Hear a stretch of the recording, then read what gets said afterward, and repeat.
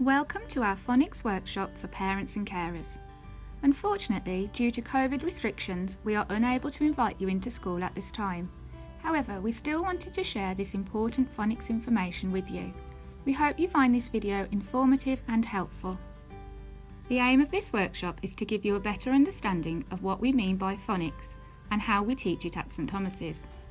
We will share with you some important information about the formal phonics assessments the children are required to take in Key Stage 1. Finally, we will give you some suggestions for how you can support your child with phonics and reading at home. When children read, there are two components to the skills they need. Firstly, they need to be able to physically read the words on the page and know what they say. They then need to comprehend and understand what they have read. The information we will share with you on this video will focus on the skill of word reading, primarily through the use of phonics. Phonics is the method of teaching children to read by matching sounds with letters. Daily phonics lessons are taught at St Thomas's from reception to Year 2.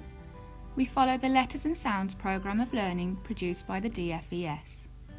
The children are taught to read by breaking down words into separate sounds or phonemes. They are then taught how to blend the sounds together to read the whole word. For example, leaf. It is important to note that there are some exceptions to these rules in the English language, and phonics does not wholly work with irregular words. Therefore, children are taught to read these common exception words by sight, alongside their phonics lessons. Here is what the phonics journey looks like for every child at St Thomas's. In reception, the children learn how to read and write single-letter phonemes. From this, the children will begin to segment and blend 2- and 3-letter words. By the end of reception, the children will aim to read and write sentences that contain words made with the sounds from Phase 2 and 3.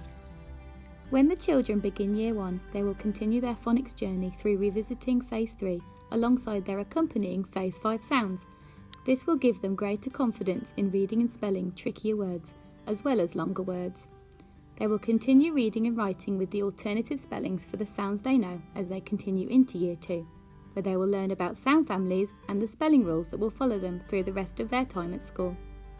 Here are the Phase 2 sounds. These are introduced and taught in the order seen. The children are taught to pronounce the pure sound for the Phase 2 phonemes.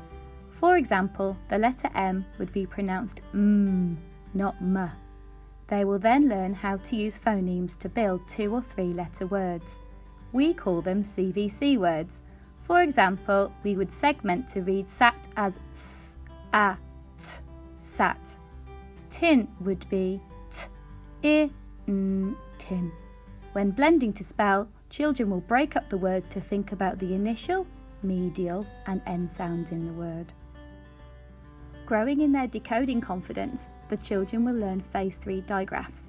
A digraph is 2 letters that make one sound. Ch would not be k and h, but its own sound, ch.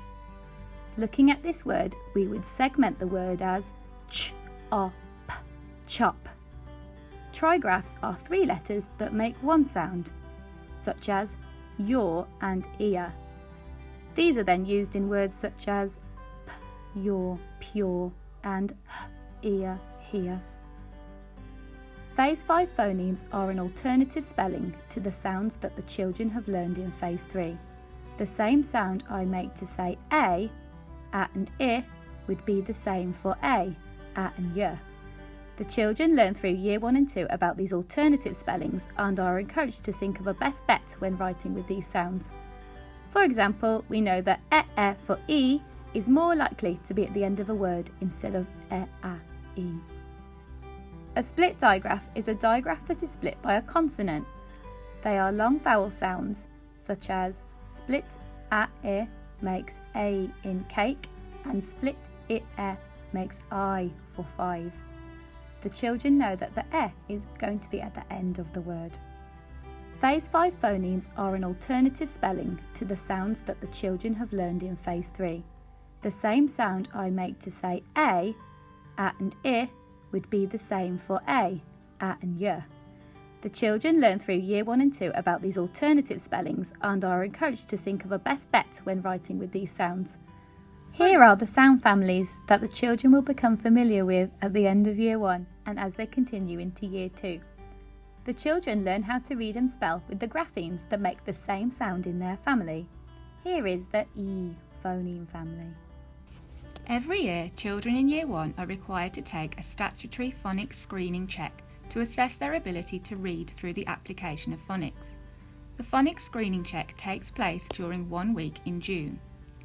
This year, however, the current Year 2 children will also be taking the phonics screening check at the end of November, as they missed their Year 1 phonics check due to the lockdown.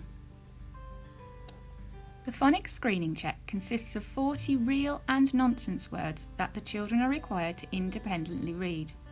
For example, the ability to identify and blend the E phoneme could be assessed in a real word such as b-e-k, beak, or in a nonsense word such as m-e-st, meast.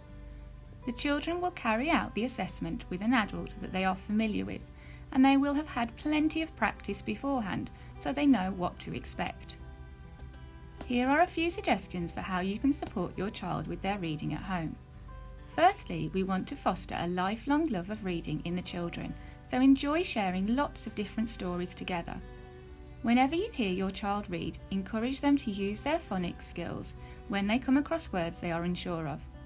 Reading a little but often is the best strategy for reading with younger children. Don't be afraid to repeat books to build up their confidence and fluency. Whenever you hear your child read, encourage them to try their best and praise their efforts. We hope you have found the information in this workshop useful. If you have any questions about phonics or your child's reading, please write them down in your child's reading diary and we will endeavour to respond to them as soon as possible. Thank you for your continued support.